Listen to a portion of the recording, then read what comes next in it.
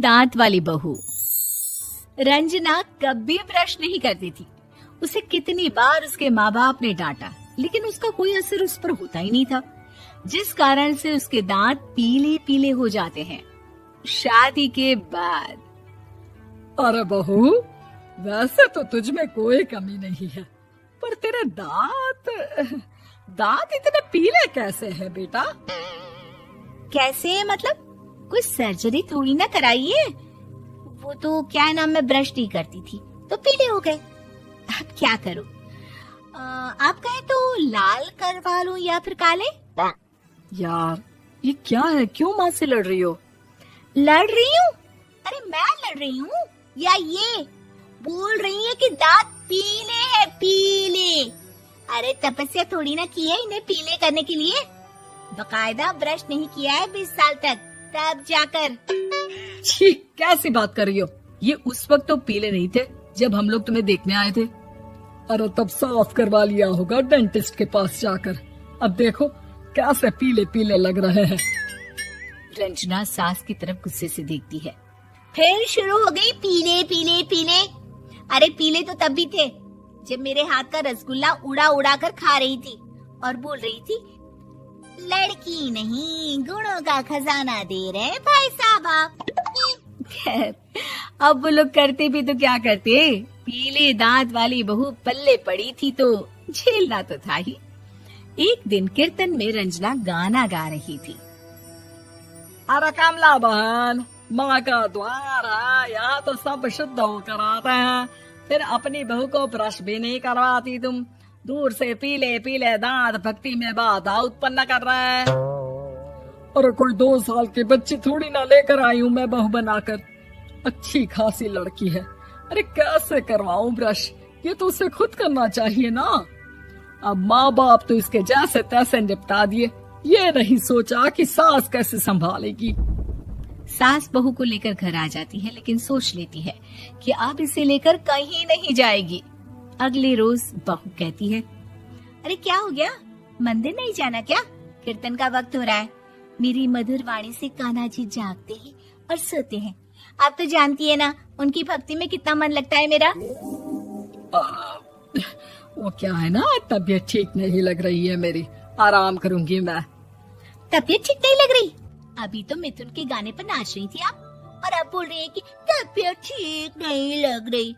अरे भक्ति में मन लगा लो सासू माँ, ऊपर जाना है, क्या मुंह दिखाओगी आप? हाँ? सास को बहू की बात पर गुस्सा आ जाता है। मैं क्या मुंह दिखाऊंगी, इसकी चिंता तो ना कर, समझी? अपने मुंह की चिंता कर, जो ये पीले पीले दांत लेकर हर जगह पहुंच जाती है।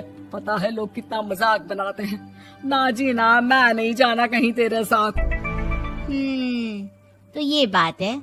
कोई ना, मत जाओ, मैं अपने कमरे में ही बैठकर भक्ति कर लूंगी। ऊपर वाला दांत थोड़ी ना देखता है, मन देखता है, भावना देखता है। और अरे बस बस, तू सब कुछ दिखा, बस ये सफेद चमकदार दांत ना दिखाना किसी को, है? जा यहाँ से। बहू को सास की बात का कोई फर्क नहीं पड़ता, वो तो जैसी थी वैसी ही रह जाती है। सुबह नहाकर किचन में खाना बनाना, फिर खाना खाना, कीर्तन भजन करना और सो जाना। एक दिन, माँ जी मैं सहेली के घर जा रही हूँ, शाम को लेट आऊंगी। हाँ हाँ तो जाना, मैंने कौन सा तेरी आरती करनी है घर पर बैठकर। रंजना सहेली के घर जाती है, जहाँ वो पार्टी में जाने की तैयारी कर रही होती है। अरे शिखा, कहाँ जाने की तैयारी कर रही है? मैं गलत वक्त पर आ गई क्या? अरे नहीं यार, उल्टा सही वक्त पर आ गया। मैंने ये साड़ी और ज्वेलरी निकाली है यार, शाम को इनके ऑफिस की एक पार्टी में जाना है। बताना कैसा लग रहा है ये सब? नहीं यार, इस ड्रेस के साथ तो वो वाली ज्वेलरी अच्छी लगेगी। हाँ हाँ सही बोल रही है, मैंने ध्यान ही नहीं दिया। वैसे तो हमेशा से मस्त फैशन सेंस रखती है। तो बड़ा जाती होगी ना पति के साथ पार्टी में। रंजना कुछ नहीं बोलती, बस सोचती है कि यार काश ये बात सही हो जाती, पर मैं क्यों नहीं जाती पार्टी में? क्या इन लोगों की कोई पार्टी होती नहीं होगी? रंजना घर आती है और रात में पति से सवाल करती है, एक बात बताइए, आप मुझे किसी पार्टी में क्यों नहीं ले जाते? क्या आपके यहाँ ऑफिस में पार्टी नहीं होती? पति बेचारा क्या कहता कि दांत पीले हैं तुम्हारे इसलिए। अरे कोई पार्टी होती नहीं हम लोगों के ऑफिस में, तो कहाँ से लेकर जाऊं? और मार्केट, मॉल, कहीं वीकेंड घूमना, कहीं तो। अरे यार सारे हफ्ते में एक छुट्टी मिलती है, तो सोचता हूँ कि आराम ही कर लूं। क्यों? रंजना मन मार के रह जाती है। पहले कभी सास के साथ मंदिर जाया करती थी, लेकिन वो भी सास ने ले जाना बंद कर दिया। घर बैठी बैठी रंजना बोर हो जाती है। तभी उसे आइडिया आता है और वो मायके जाने का सोचती है। सासू माँ, 2 दिनों के लिए मम्मी के घर जा रही हूँ। अच्छा ठीक है, आराम से जा। और हाँ, माँ से कुछ अच्छी आदत सीख कर आना कि कैसे शरीर के हर भाग की तरह दांतों की सफाई भी जरूरी होती है, समझी? शुरू हो गई ना आप। वो लोग आपकी तरह नहीं है कि छोटी छोटी बात का बतंगड़ बना दे। उन लोगों के लिए मैं मायने रखती हूँ, ना कि मेरे पीले पीले दांत। रंजना माँ को बिना बताए उन लोगों को सरप्राइज देती है, लेकिन जैसे ही वो दरवाजे पर पहुँचती है, अंदर देखती है कि घर वाले कहीं जा रहे होते हैं। अब माँ, काश रंजना दीदी के दांतों वाली प्रॉब्लम नहीं होती, तो वो भी हम लोगों के साथ चलती ना बुआ जी की बेटी की शादी में।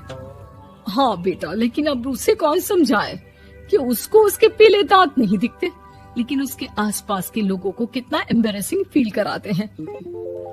मुझे तो कितनी बार उसके स्कूल की टीचर ने शिकायत की कि उसके साथ कोई लड़की बैठना भी नहीं चाहती, और ना ही कॉलेज में कोई उससे बात करना चाहता था। लेकिन पता नहीं क्यों उसे ये बात समझ में ही नहीं आती। कोई कमी नहीं है उस लड़की में, बस यही कि दांत पीले हैं।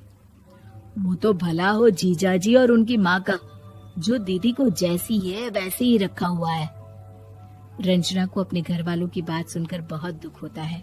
वो सोचती है कि वो क्या करे, लेकिन फिर वो सीधा डेंटिस्ट के पास जाती है, अपने दांत चमकाती है और कसम खाती है कि वो रोज ब्रश करेगी। अरे क्या हो गया? तुम तो 2 दिनों के लिए गई थी ना, पर कोई ना, अच्छा है, चलो आ गई तो। रंजना सास के सामने आकर खड़ी हो जाती है और पूरी स्माइल करती है, उसके चमकदार दांतों को दिखाती हुई। चले मंदिर। माँ, मुझे माफ कर दीजिए, मैंने आप लोगों को बहुत एम्बैरेसिंग फील करवाया। मैं आज से रोज ब्रश करूंगी।